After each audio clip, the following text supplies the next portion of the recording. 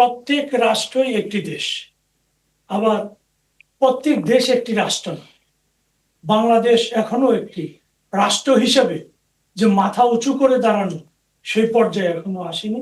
আমরা তত্ত্বাবধায়ক সরকার দেখি, অন্তর্বর্তীকালীন সরকার দেখি, সবকিছু শেষে দিন শেষে এই রাজনৈতিক দল এবং রাজনীতিবিদরাই বাংলাদেশ এবং রাষ্ট্র পরিচালনা করে থাকে বিশ্বের সব দেশে। এই যে রাষ্ট্র পরিচালনা যারা করবে তাদের এই রাজনৈতিক দলগুলোর আয় ব্যয়ের কোনো হিসাব নেই রাষ্ট্র। এই রাজনৈতিক ব্যক্তিবর্গের কোনো জবাবদিহিতা নাই দলের ভিতর। তারা যারা সরকারে যায়, রাষ্ট্রে, তারা কখনো সঠিক তথ্য এবং তাদের আয় ব্যয়ের হিসাব দেয়। তাদের কোনো জবাবদিহিতা নাই, তাদের ব্যক্তিগত অনেকেরই সততা নেই, এবং শেষ কথা বলে রাজনীতিতে কিছু নেই। সবকিছু তারা নতুন করে শুরু করে। আজকে আমরা দেখলাম এই বিপ্লব পরবর্তী দেশে, আমার পূর্ববর্তী বক্তা বললেন রাজনৈতিক সংস্কার কমিটি বাংলাদেশে গঠিত হয়নি। বদিউল আলম মজুমদারের নেতৃত্বে যেটা, সেটা নির্বাচন সংস্কার কমিশন। এই যে রাজনৈতিক সংস্কারটা বাংলাদেশের সবচেয়ে বড় বেশি প্রয়োজন, সেটা হয়নি। না হওয়ার কারণে রাষ্ট্র আগে যেখানে ছিল আবার সেখানেই ফিরে যাচ্ছে। আমি এর আগেও বিভিন্ন জায়গায় বলেছি, একটি রাবার ব্যান্ডকে টেনে আপনি যদি ছেড়ে দেন, ওই রাবার ব্যান্ড আবার আগের জায়গায় যে আঘাত করবে এবং আপনি সেখানে আপনাকে ব্যথারও সৃষ্টি করতে পারে, যতক্ষণ পর্যন্ত আপনি ওই রাবারের ইলাস্টিসিটি বা স্থিতিস্থাপকতা আপনি যদি নষ্ট না করতে পারেন, সেটা আগের জায়গায় ফিরে যাবে।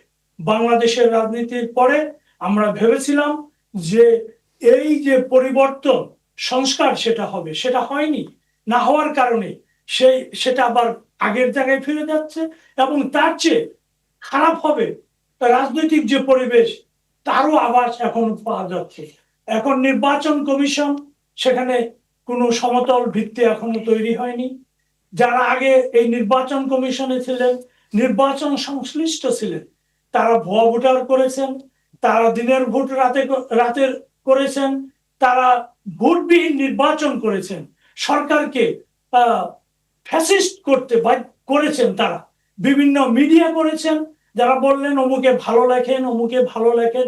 এইসব লোকজন অনেকে যারা লিখেছেন এবং সাংবাদিক, তারাই ফ্যাসিস্ট তৈরি করেছেন। শেখ হাসিনা কোনো দেশ থেকে কোনো উচ্চতর ডিগ্রি নিয়ে বাংলাদেশে ফ্যাসিস্ট হন নাই। ফ্যাসিস্ট যে আতুর ঘর, সেটা বাংলাদেশে, সেটা বাংলাদেশের রাজনীতির ভিতর, সেটা বাংলাদেশের ব্যক্তি পূজা কেন্দ্রিক রাজনীতির ভিতর। তার দলের নেতাকর্মীরা তাকে ফ্যাসিস্ট করেছে, বাংলাদেশের যারা বুদ্ধিজীবী তারা তাকে ফ্যাসিস্ট করেছে, বাংলাদেশের কথিত সাংবাদিক যারা, তারা শেখ হাসিনাকে ফ্যাসিস্ট করেছে। এই প্রক্রিয়া যদি অব্যাহত থাকে, তাহলে ভবিষ্যতে বাংলাদেশ আবার সেই আগের জায়গায় ফিরে যাবে। আমরা সতর্ক করে বলে দিতে চাই, 1.5 কোটি প্রবাসী বাংলাদেশি দেশের বাইরে, তারা বাংলাদেশে সবাই ভোট দিতে পারবেন না, কিন্তু তাদের পরিবার বর্গ ভোট দিবে। তারা দেশের আর্থিক উন্নয়নে অবদান রাখে, কিন্তু আমরা দেখি না বড় বড় রাজনীতিবিদরা কথা বলছেন, প্রবাসীদের কথা বলেন না, তাদের যে অবদান তার কথা বলতে চান না। আমরা চাই যে রাজনীতির ভেতর, রাজনীতিবিদদের ভেতর জবাবদিহিতা আনতে হবে। কারা রাজনীতিতে এবার নির্বাচনে আসবে, কে সৎ কিনা প্রার্থী, তিনি যোগ্য কিনা, সেটা ভোটারদেরকে দেখতে হবে। আমরাও সেটা ওয়াচ করতেছি বিদেশে থেকে, আমাদের পরিবার দেশে রয়েছে, আমরা বলবো কাকে ভোট দিতে হবে, কাকে দিতে হবে না। আপনি যদি এই বাংলাদেশে পরিবর্তন আনতে চান, যারা এই মেকানিজম ইঞ্জিনিয়ারিং করেছে বিগত নির্বাচনগুলোতে, বিশেষ করে 3টা নির্বাচন, বাংলাদেশে 12টা নির্বাচন হয়েছে, কিন্তু দেশে গণতন্ত্র আসে নাই, মানুষের আকাঙ্ক্ষা পূরণ হয়নি। কেন হয়নি সেটা বিবেচনায় নিতে হবে। This is the right time. এইবার রাইট টাইমে যদি আমরা সঠিক সময়ে সঠিক সিদ্ধান্ত নিতে ব্যর্থ হই, এই বাংলাদেশ আরো গভীর সংকটে নিপতিত হবে। তা আমরা বলতে চাই যে আপনারা যারা এসব মেকানিজমে আগে জড়িত ছিলেন, আপনারা ভালো হয়ে যান।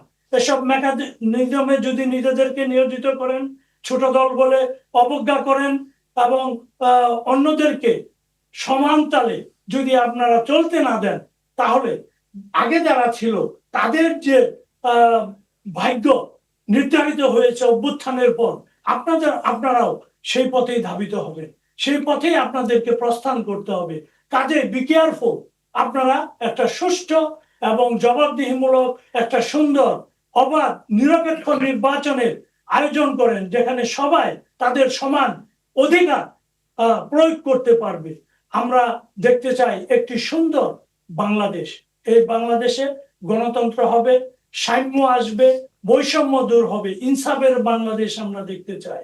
খাদি জীবন দিয়েছে, আমার ১৫০০ তরুণ এবং মানুষ জনতা জীবন দিয়েছে। এই জীবন যাতে তাদের যে জীবন তাদের আত্মত্যাগ যেন কোনোভাবেই ব্যর্থ না হয়। ধন্যবাদ আপনাকে। আপনারা সেইভাবেই এই নির্বাচন অনুষ্ঠানের ব্যবস্থা করবেন এবং নির্বাচিত যারা হবে তারা যাতে দেশের কল্যাণে জবাবদিহিমূলক ভূমিকা পালন করতে পারে।